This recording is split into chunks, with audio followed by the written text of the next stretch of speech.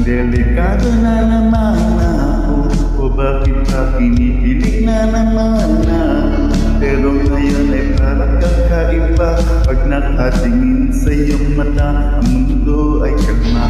Ngayon nandiyan ka na, hindi magmamadali, ikaw lang ang katabi, hanggang sa ang buhok ay pumuti.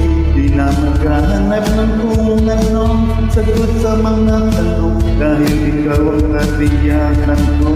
Hindi na ako bibitaw, ngayong ikaw na ang kasaya.